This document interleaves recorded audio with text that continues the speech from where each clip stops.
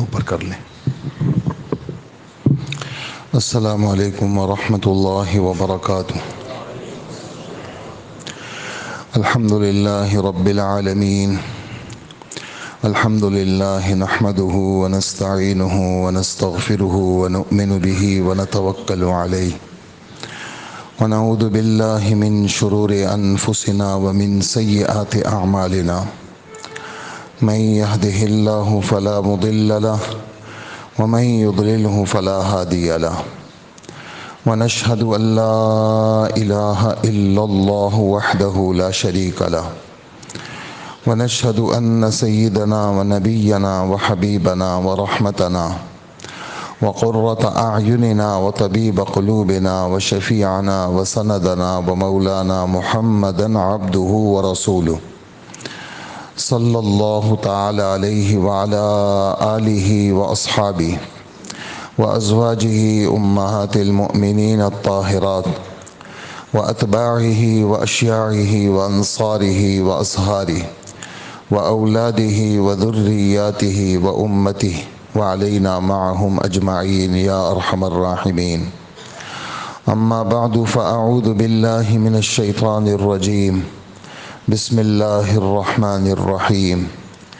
إنا نحن نزلنا عليك القرآن تنزيلا فاصبر لحكم ربك ولا تطع منهم آثما أو كفورا واذكر اسم ربك بكرة وأصيلا ومن الليل فاسجد له وسبحه ليلا طويلا إن هؤلاء يحبون العاجلة ويذرون وراءهم يوما ثقيلا نحن خلقناهم وشددنا أسرهم وإذا شئنا بدلنا أمثالهم تبديلا إن هذه تذكرة فمن شاء اتخذ إلى ربه سبيلا. صدق الله العظيم. وقال رسول الله صلى الله عليه وسلم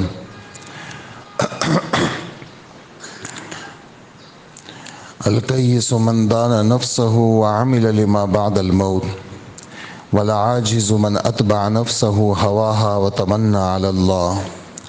وقال رسول الله صلى الله عليه وسلم الصوم جنة ما لم يخرقها. وقال رسول الله صلى الله عليه وسلم زكاة الجسد الصوم.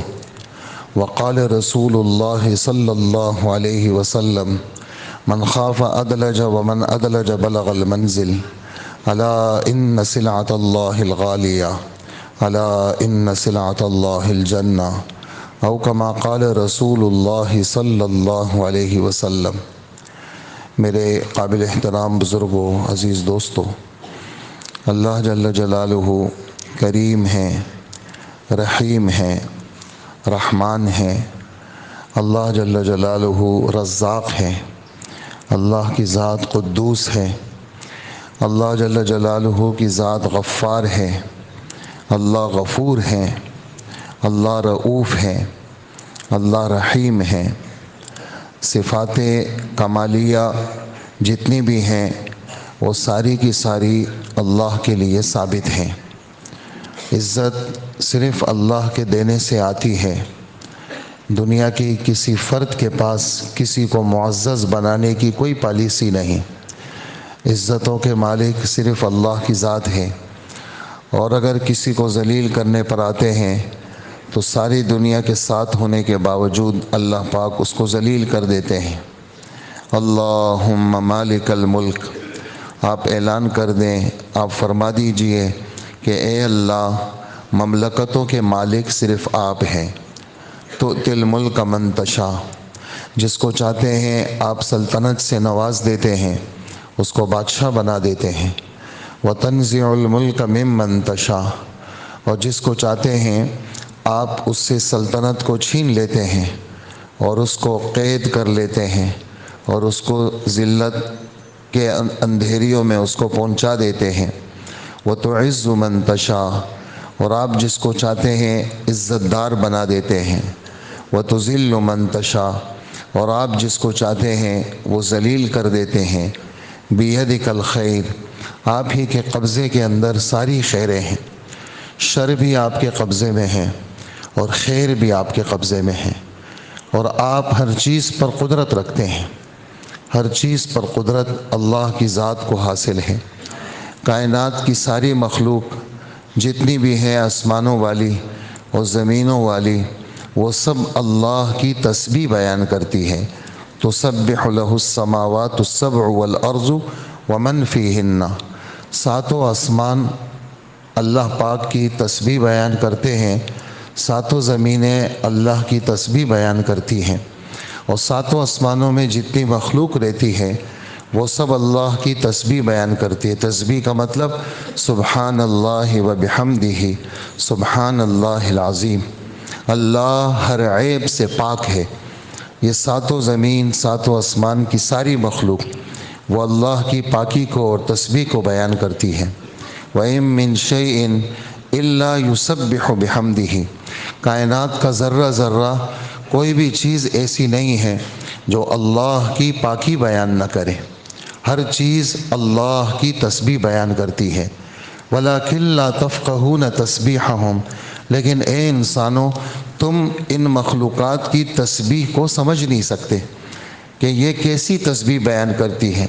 یہ پرندے جو صبح صبح اٹھ جاتے ہیں، یہ جو آوازیں نکالتے ہیں، یہ جو چڑیاں آ کر کے وہ درختوں میں بیٹھ جاتی ہے اور رات 3 بجے سے لے کر کے صبح صادق کے بعد تک اور صبح کی نماز کے بعد تک یہ چڑیاں چہچہاتی ہیں، تو یہ سب اللہ کی تسبیح بیان کرتی ہے۔ حضرت محمد صلی اللہ علیہ وآلہ وسلم نے فرمایا، ایک واقعہ ایسا ہوا کہ کسی کو ایک چیونٹی نے ڈس لیا، ایک نبی کا قصہ آتا ہے، چیونٹی کو ڈس لیا، چیونٹی نے اس نبی کو ڈسا تو جس علاقے کے اندر وہ چیونٹیاں تھیں انہوں نے اس جگہ کو جلانے کا حکم دیا۔ پرانا واقعہ ہے، حدیث مبارک میں ہمارے نبی بیان فرما رہے ہیں کہ اس علاقے کو اس نبی نے جلا دیا، تو وہ چیونٹیاں مر گئی۔ تو اللہ پاک کی طرف سے وحی آئی، آپ نے کتنی بڑی مخلوق کو جلا دیا جو میرے ذکر میں مصروف رہتی تھی۔ یہ مخلوق ساری کی ساری میری تسبیح بیان کرتی تھی اور آپ نے اس مخلوق کو جلا دیا آپ نے۔ اسی طرح یہ جو مینڈکوں کی آوازیں ہیں، مینڈک آواز نکالتی ہے، مینڈک جس علاقے میں رہتے ہیں وہاں عجیب عجیب آوازیں آتی ہیں، تو کسی کو وہ آوازیں بری لگی تو انہوں نے اس مینڈکوں سے انتقام لینے کے لیے ان کو ختم کرنے کی کوشش کی۔ تو اللہ کے رسول صلی اللہ علیہ وسلم نے فرمایا ان کو ختم مت کرو، اس لیے کہ یہ ان آوازوں کے ساتھ یہ اللہ کا ذکر کرتے ہیں، اللہ کی تسبیح بیان کرتے ہیں۔ تو کائنات کے اندر کوئی بھی چیز ایسی نہیں ہے جو اللہ کی تسبیح بیان نہ کرے اور اللہ کو سجدہ نہ کرے۔ ہمارے رب فرماتے ہیں، الم تری ان اللہ یسبح لہ من فی السماوات والارض والطیر صافات کل قد علم صلاتہ وتسبیحہ واللہ علیم بما یفعلون۔ آپ نے نہیں دیکھا آسمانوں کی ساری مخلوق وہ اللہ کی تسبیح بیان کرتی ہے، اور زمین کی ساری مخلوق وہ اللہ کی تسبیح بیان کرتی ہے، اور یہ جو پرندے تمہیں نظر آتے ہیں فضاؤں میں، پر پھیلائے ہوئے پرندے نظر آتے ہیں، یہ پر پھیلائے ہوئے پرندے سب اللہ کی تسبیح بیان کرتے ہیں۔ کل قد علم صلاتہ وتسبیحہ، ہر ایک کو اس کی نماز کا بھی پتہ ہے، دعا کا بھی پتہ ہے اور تسبیح کا بھی پتہ ہے۔ ہر ایک کو، جتنی مخلوق ہے، اپنی نماز کو جانتی ہے کہ مجھے کیسی نماز پڑھنی ہے، مجھے دعا کیسی مانگنی ہے، اور مجھے تسبیحات کیسے کرنے ہیں۔ واللہ علیم بما یفعلون، اور یہ جتنی مخلوقات ہیں یہ جو کچھ کرتے ہیں اللہ ہر ایک ایک مخلوقات سے واقف ہے۔ تو ساری مخلوق اللہ کی تابع دار ہے۔ حضرت ابو ذر رضی اللہ تعالی عنہ مدینہ منورہ میں اللہ کے رسول کے ساتھ ہیں، سورج ڈوب رہا ہے، اور آپ پوچھ رہے ہیں ابو ذر تمہیں پتہ ہے یہ سورج کہاں جا رہا ہے؟ اللہ کے رسول مجھے تو پتہ نہیں ہے۔ فرمائے یہ جب ڈوب جاتا ہے تو یہ اللہ کے عرش کے نیچے جاتا ہے اور اللہ کو سجدہ کرتا ہے، اور اللہ سے اگلے طلوع ہونے کی اجازت مانگتا ہے۔ کتنا بڑا سورج ہے اور کتنی بڑا اس کا حجم ہے اور کتنی تیز اس کی روشنی ہے، وہ کس کا تابع دار ہے؟ جواب دیں، کس کا تابع دار ہے؟ اللہ کا تابع دار ہے۔ اجازت مل جاتی ہے تو وہ اگلے دن وہ طلوع ہو جاتا ہے، ہمارے سامنے آتا ہے۔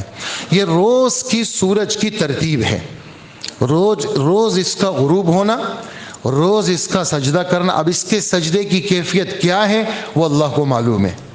ہمارے سجدے کی کیفیت تو یہ ہے کہ ہم سر رکھیں گے زمین پر، ہم پیشانی اور ناک رکھ کر کے اچھی طرح دبائیں گے اپنے سر کو، اور ہاتھوں کو ٹکا کر کے سجدہ کریں گے، اور اپنی کونیوں کو اٹھائیں گے سجدے میں۔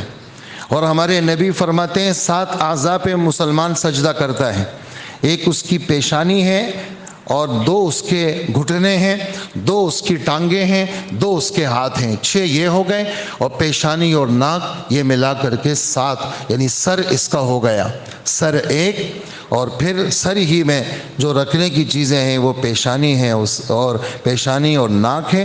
تو آپ نے فرمایا مکن فی رکوعک و فی سجودک، ڈھیلا ڈھالا رکوع مت کیا کرو، ڈھیلا ڈالا جی بالکل مریل کی طرح یوں جھک گئی جی جیسے جان ہی نہیں ہے، اور ڈھیلے ڈالے سجدے میں پڑ گئے جی جیسے جان ہی نہیں ہے، نہیں، مکن فی رکوعک ومکن فی سجودک، اچھی طرح ٹکا کے رکوع کرو، اپنے دونوں ہاتھوں کو گھٹنوں پہ رکھ کر کے دبا دو، اور دونوں کونیوں کے اندر سے یہ خم ختم کر دو، اور اپنی دونوں ٹانگوں کو، دونوں گھٹنوں کو اچھی طرح سیدھا کرو، اور اپنی کمر کو بالکل سیدھا رکھ لو، اور نہ اپنا سر نیچے کرو نہ سر اوپر کرو، سر اور کمر کا لیول استوا وہ برابر رکھو، اور ایسا تمہارا رکوع ہو، اور ایسے ہی تمہارا ٹکا کر کے سجدہ ہو۔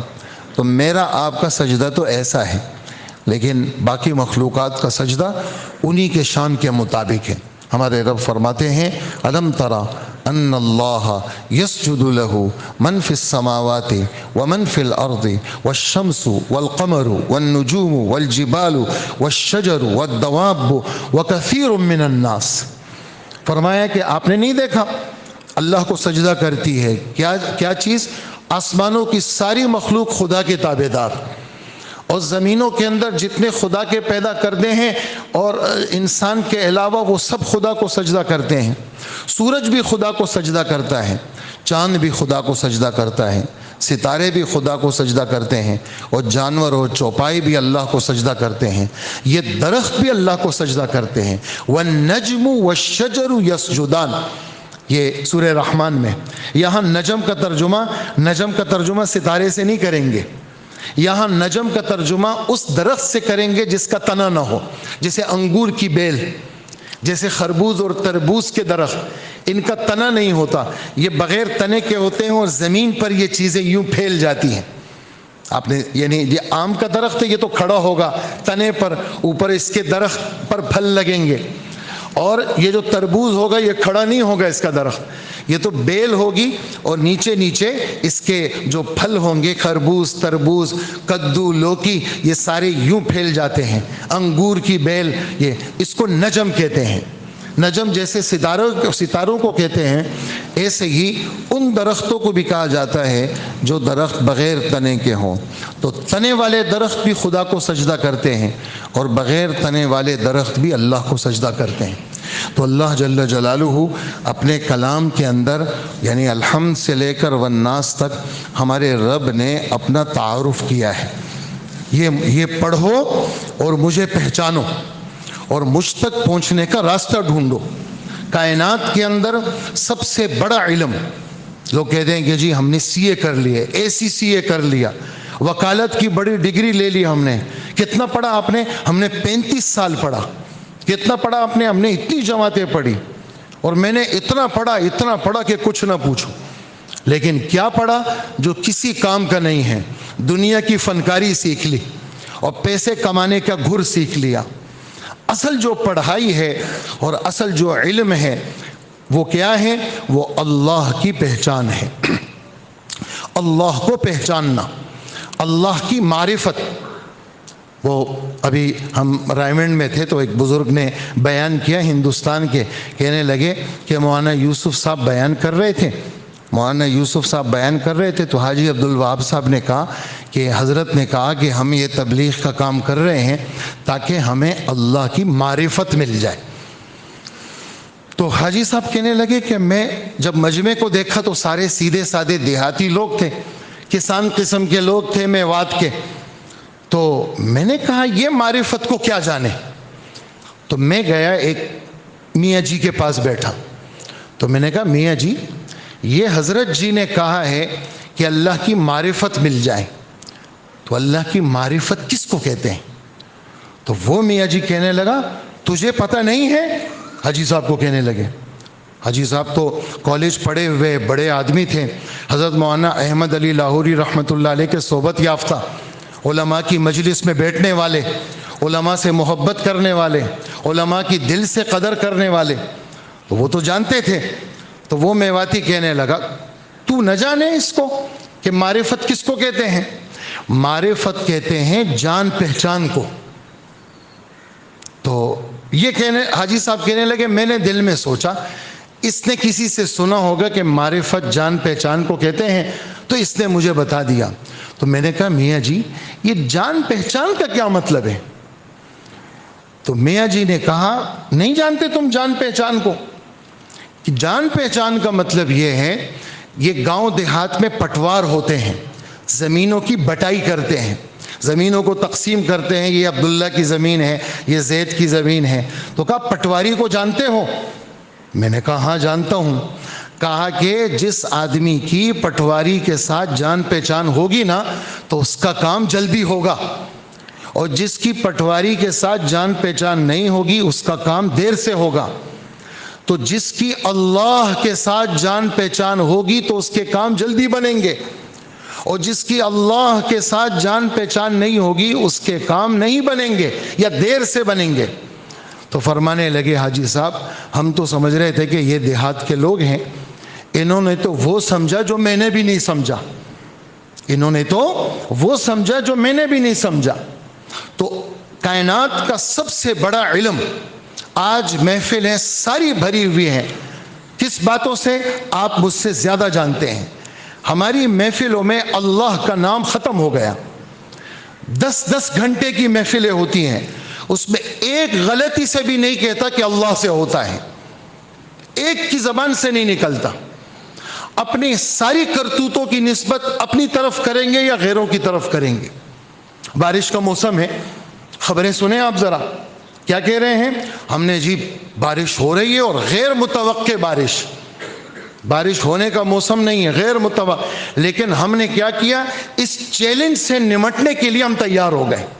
یہ جملہ کہنے کا ہے، آپ سے کہہ رہا ہوں، میں آپ سے کہہ رہا ہوں، یہ جملہ کہنے کا نہیں ہے، چونکہ آپ سنتے رہتے ہیں تو آپ کہتے ہیں صحیح ہے یہ جملہ، یہ جملے غلط ہیں، یہ جملے غلط ہیں کہ ہم اس سے نمٹ لیں گے۔ ہم تو اللہ کو یاد کریں گے۔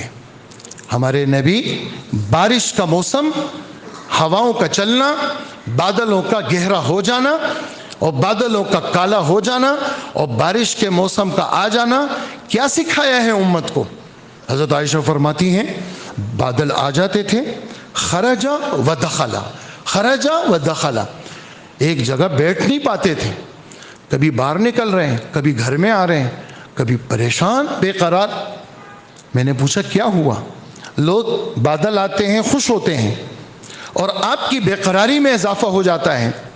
فرمایا عائشہ تمہیں پتہ ہے بادلوں کو دیکھ کر کے قوم عاد خوش ہوئی تھی، اور قوم عاد نے کہا تھا کہ ھذا عارض ممطرنا، یہ بادل آیا ہے یہ ہم پہ بارش کو برسائے گا، لیکن ہوا کیا ہوا؟ بل ہوا ما استعجلتم بہ ریح فیہا عذاب علیم، یہ بادل بارش نہیں برسائے گا، اس میں سو آندھی ہوگی، اور وہ آندھی کیا کرے گی؟ تدمر کل شیء بامر ربہا، یہ آندھی یہ اللہ کے حکم سے سب چیز کو ملیہ میٹ کر دے گی۔ فَأَصْبَحُوا لَا يُرَى إِلَّا مَسَاكِنُهُمْ، کیا ہوا؟ صرف گھر رہ گئے ان کے کھنڈر، لا یرا الا مساکنہم کذالک نجزی القوم المجرمین، ایسے مجرموں کو ایسے ہی سزا ہم دیتے ہیں۔ فرمایا عائشہ میں تو یہ بادل دیکھتا ہوں مجھے تو ڈر لگنے لگتا ہے، اور جب بارش ہو جاتی تھی سری عنہ، وہ کیفیت ختم ہو جاتی تھی اور اللہ کے رسول کے چہرہ مبارک کھل جاتا۔ ایک دن سخت قسم کے کالے بادل تھے، حضرت عبداللہ ابن عباس صحابہ کہتے ہیں ہم آئے، حضور گھٹنوں کے بل اللہ کے سامنے جھک کے سجدے کی صورت میں تھے اور یہ درخواست کر رہے تھے کہ اے اللہ اپنے غصے سے ہمیں قتل مت کرنا، ہم آپ کے غصے کی پناہ مانگتے ہیں، ہم آپ کے غصے کی پناہ لیتے ہیں، اے اللہ آپ کی پناہ بڑی پناہ ہے، باقی اے اللہ آپ ہمیں اپنے قہر و غضب سے قتل مت کرنا۔ تو اس لیے کائنات کا ذرہ ذرہ اپنی محفلوں میں اللہ کو لے آئیں اور اللہ کا تذکرہ کریں۔ یہ 2 اور 2 4، 4 اور 4 8، اور 8 اور 8 16، اتنے کمالی ہے، اتنے گئے اتنے آ رہے ہیں، ان تذکروں کو ختم کریں، یہ تذکرے اپنے وقت پہ کریں۔ بلکہ جو ہمارا کاروباری جو جگہ ہے، جو ہماری کاروباری جگہ ہے اس کی نسبت بھی مسجد والی ہو، وہاں پر بھی اللہ کی باتیں ہوں۔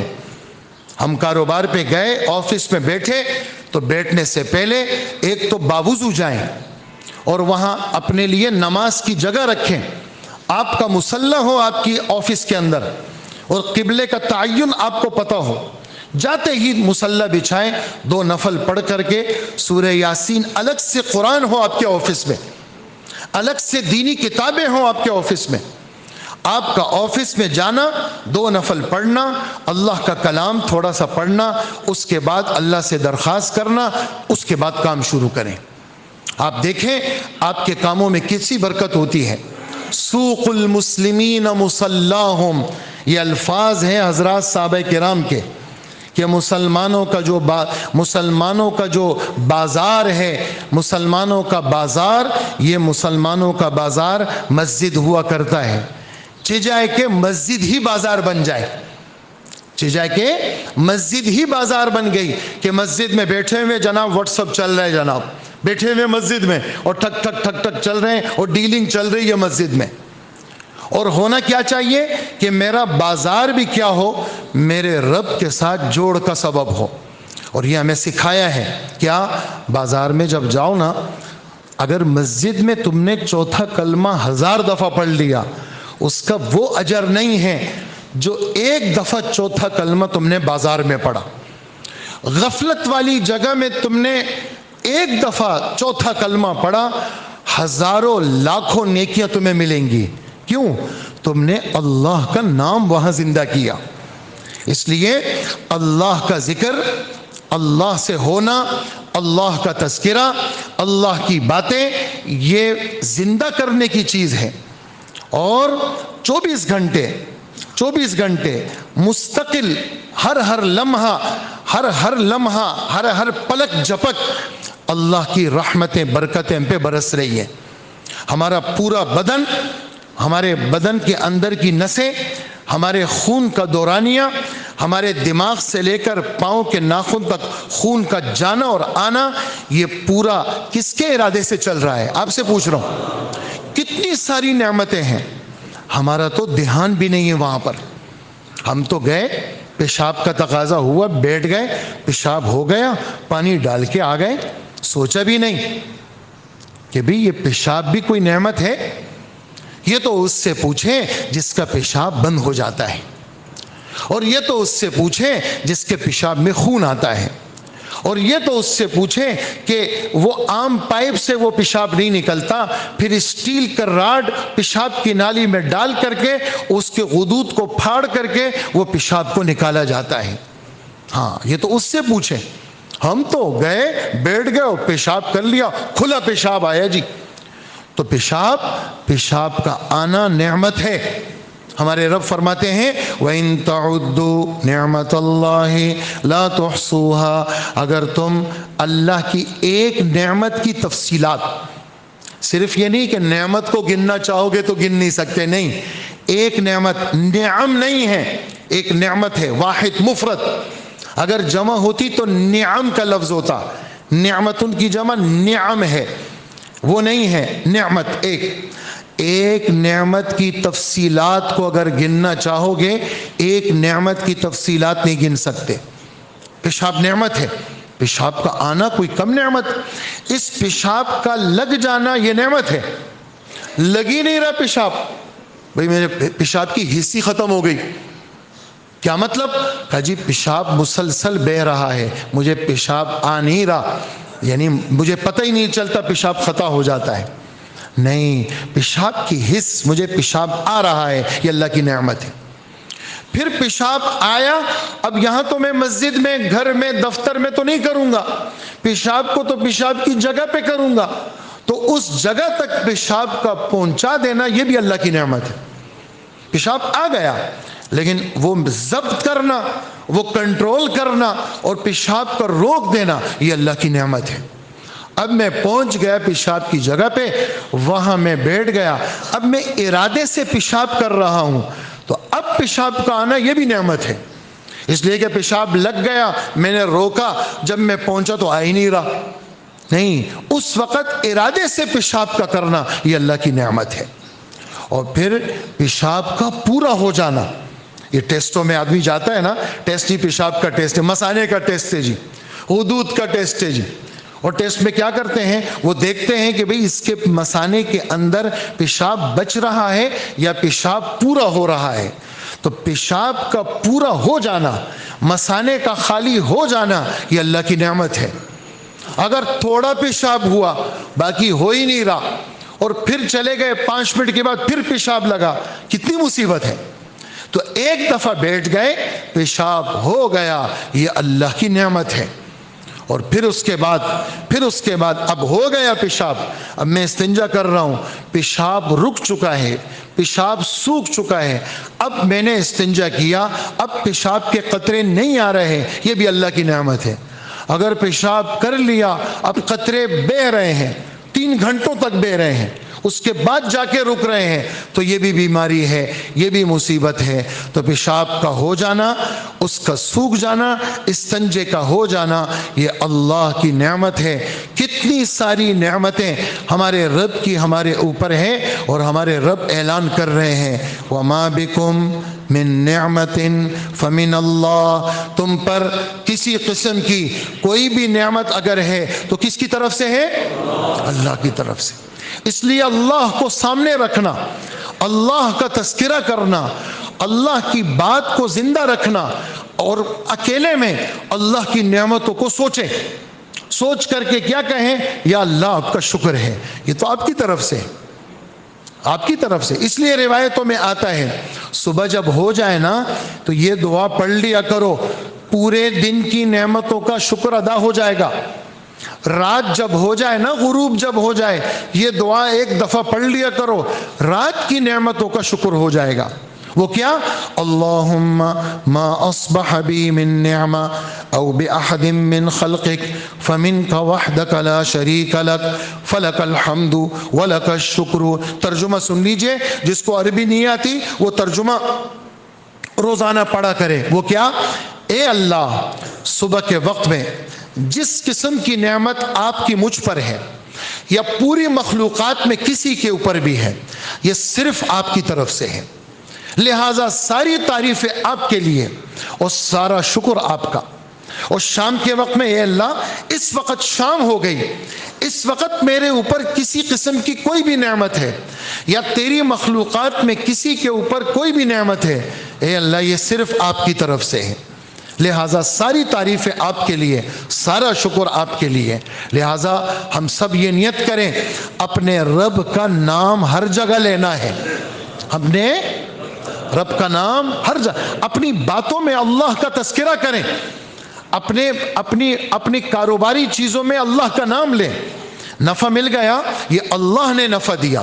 کوئی نقصان ہو گیا، بس مقدر میں تھا، میرے رب نے لکھا ہوا تھا، یہ نقصان ہو گیا، میں اللہ کے فیصلے پر راضی ہوں. یہ جملے کہنے کے ہوں گے، اور ہمارے رب ہمارے نبی کے واسطے سے ہمیں سکھا رہے ہیں کیا؟ اللہم انی اسألک الصحۃ والعفۃ والامانۃ وحسن الخلق والرضا بالقدر۔ اے اللہ میں آپ سے صحت مانگتا ہوں، میں آپ سے اپنی عزت و ناموس مانگتا ہوں کہ میں معزز رہوں، عفیف اور پاک دامن رہوں، اور اے اللہ میں 2 نمبر آدمی بننا نہیں چاہتا کہ خیانت کروں، میں امانت دار بننا چاہتا ہوں۔ اور اے اللہ میں کیا مانگ رہا ہوں آپ سے؟ میں نبی کے اخلاق مانگتا ہوں آپ سے کہ مجھے نبی کے اخلاق ملے۔ اور آخری چیز جو ہماری بات کے ساتھ جڑ رہی ہے وہ کیا؟ اے اللہ میں تقدیر پر رضامندی کی درخواست کرتا ہوں۔ کوئی چیز ناگواری والی آ گئی تو فوراً اس کی نسبت بس میرے مقدر میں یہی تھا، اور میں اللہ کے فیصلے پر راضی ہوں، میں اللہ کے اللہم انی اسألک الرضا بالقضاء، اے اللہ میں آپ کے فیصلے پر رضامندی کی درخواست کرتا ہوں۔ کسی قسم کا کوئی بھی فیصلہ ہے اے اللہ میں اس پر خوش ہوں اور میں اس پر راضی ہوں۔ تو یہ باتیں ہم سب کو اللہ کے ساتھ جوڑیں گی، اور اصل مومن کا ہر وقت دل، اس کی دھڑکن اور اس کا پورا بدن وہ کس کے ساتھ جڑا ہوا ہو؟ وہ اللہ کے ساتھ جڑا ہوا ہو۔ اور اخیر میں اللہ نے اس دنیا کو تعلقات کے کٹنے کی جگہ بنایا ہے۔ پہلے کہاں تھا؟ یہ بکھرا ہوا تھا، پھر کہاں آیا یہ؟ پھر نطفے میں آیا، پھر کہاں آیا؟ پھر ماں کے رحم میں آیا، پھر کہاں آیا؟ پھر بن کے ماں کی گود میں آیا، پھر کیا ہوا؟